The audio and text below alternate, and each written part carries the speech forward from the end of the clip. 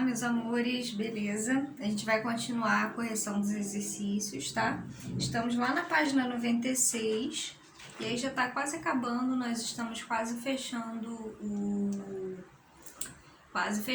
o terceiro bimestre, né? Então aí praticamente a gente já fechou, né? Então a gente vai terminar aqui os exercícios e estamos lá na página 96. Número 5, né? Então, acompanhe aí no livrinho de vocês, página 96, número 5. Há um texto, né? Um trecho de um texto a seguir. 10-0, 7-10. Crianças apostam em placares exóticos para jogo do Brasil. Então, aí você tem uma espécie de notícia, né? A princípio, pela estrutura, dá pra gente ver que é uma notícia, né? O coração de uma criança é a alma da Copa do Mundo. Tia Solange é professora na Escola Municipal John Kennedy, de Volta Redonda, Rio de Janeiro. E aposta em vitória do Brasil por 2-1 sobre a Costa Rica nesta sexta, 20. Mas seus alunos foram bem mais ousados nas previsões. A foto dos palpites do bolão da 102 viralizou no Twitter nesta quarta-feira, 20, e foi publicada por Beatriz, filha de Solange Ferreira de Andrade. As crianças têm uma média de 6 anos e estão no primeiro ano do ensino fundamental. Nem mesmo a juventude os impediu de reclamar com quem apostou contra a seleção brasileira. Não queriam aceitar, achavam que não podia torcer contra o Brasil. Mas a gente conversou e eles entenderam que os dois times podem perder, que a probabilidade de perder é de 1-2. Eles perceberam que tinham que aceitar a opinião do outro, mas deu um pouquinho de desentendimento. Aí tem só um trecho da notícia, né? E aí, na letra A, em sua opinião, os alunos gostaram da atividade? Se houve, se você teve um desentendimento, né? Talvez fosse, enfim, né? E fique a critério de vocês, a resposta pessoal, se eles gostaram da atividade ou não, né? Talvez sim, assim, a meu ver sim, né, no caso aí. B. Quais sinais de pontuação foram empregados nesse texto? Ora, você tem aí, né, o recurso das reticências, né?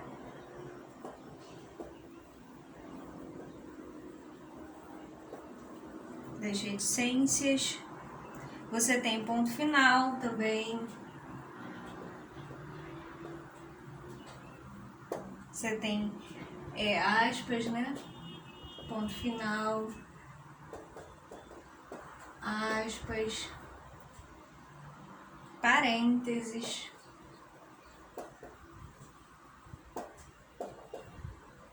e vírgula.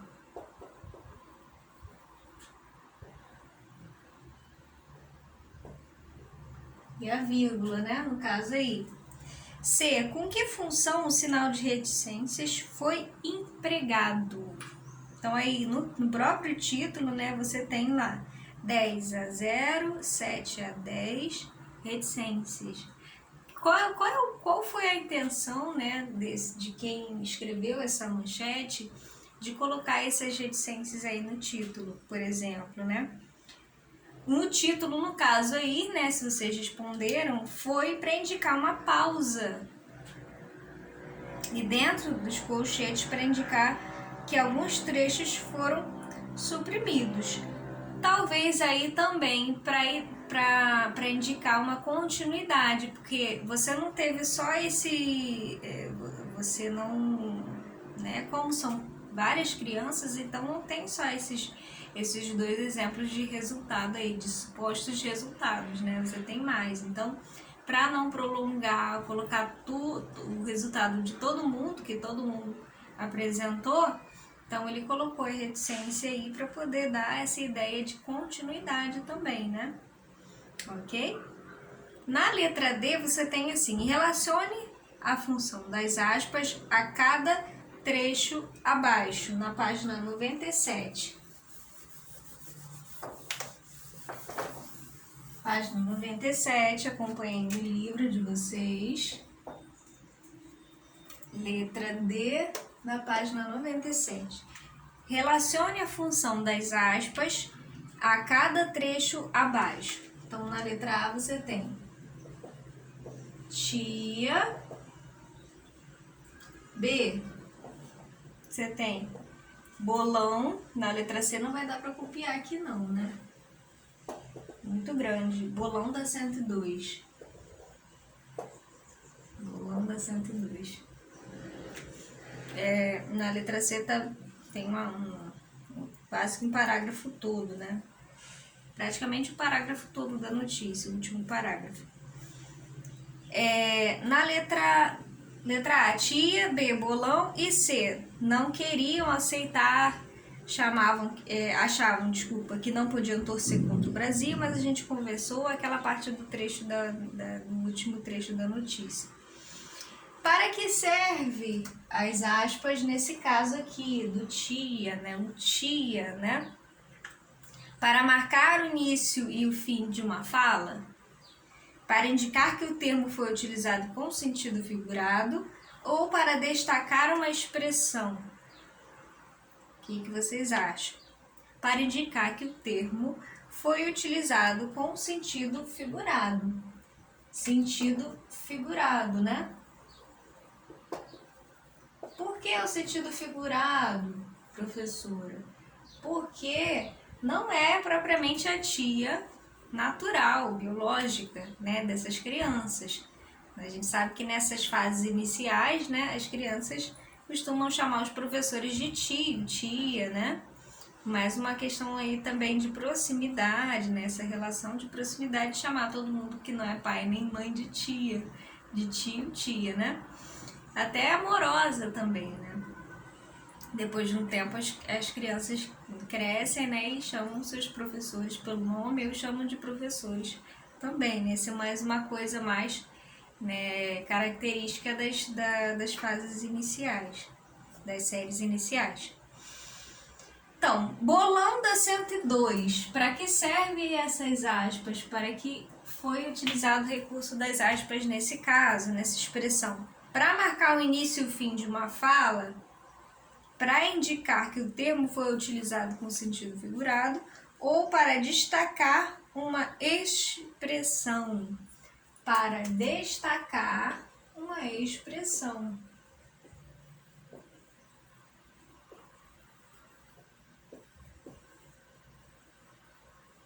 Uma expressão, né? Esse bolão da 102 aí, destacando uma expressão que é utilizada por eles.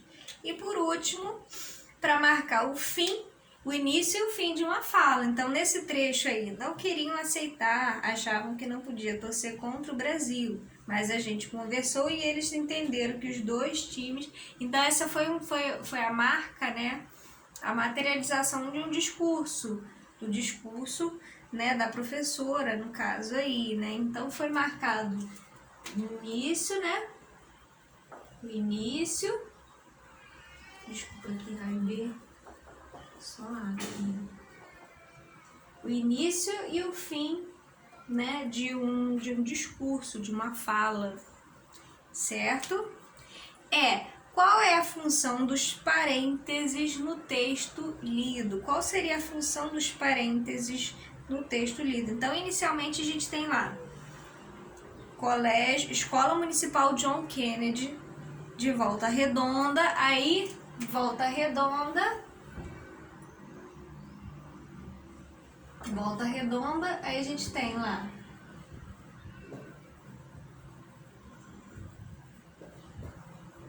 o RJ, inicialmente aí, e depois, nesta sexta, 20, né? E aí eles repetem nessa quarta-feira 20, nesta sexta 20, e depois logo em seguida quarta-feira 20. Então, qual é a função dos parênteses no texto lido? é isolar, né, ou ainda enfatizar, né, ou explicar, né, como é a função dos parênteses também, uma informação necessária, né, uma informação à parte, né, isolar informações que completam as demais que foram indicadas no texto. Então, onde que fica a Volta Redonda? Essa informação importante fica no Rio de Janeiro, né? Quando que é essa sexta? Nessa sexta quando? Nessa sexta, dia 20. Então, aí reforça também essa informação. Leva-nos a refletir que a informação que aparece dentro dos parênteses está indicando o estado da cidade, né? E a data informada. Ok? No número 6, você tem lá, leia o texto abaixo, ainda na página 97. Número 6. Leia o texto abaixo. Quinta-feira. Quem disse que eu não nasci para competir, hein? Hoje ganhei uma corrida super dura. Uma maratona que durou 31 dias. Olha só. Foi uma prova muito dura mesmo. Mas, finalmente, com muito esforço eu ganhei. Venci a prova. Então, aí tem o Diário de Dan, né? São Paulo, 2012. Na letra A, número 6, letra A, está assim: por que é comum encontrarmos marcas de oralidade em diários? Por que vocês acham que é comum, né, você encontrar marcas de oralidade nesse gênero especificamente, diário? Aí você pode falar assim: ah, professora, porque como o autor, né, ele está expressando, né, está escrevendo, né, como se ele estivesse falando, tá? É uma conversa. O diário é uma conversa com o próprio diário, né? É a conversa de quem está escrevendo com o próprio diário. Então, o diário, ele é aquele ser amigo, né? Para um amigo, você não vai escrever de uma maneira informal, né? Uma comunicação quase que oral, né? Você ali reproduz a sua fala como se você estivesse falando mesmo, conversando da forma que você fala normalmente, né? Usando gírias. Fala com intimidade com alguém, né? Usando gírias, usando expressões coloquiais, né? Que você utiliza no dia a dia, como se você estivesse conversando com um amigo, mas de uma maneira escrita. Querido diário, hoje eu fiz tal coisa. Mas aí você reproduz aquilo que você fala, né? Então, creio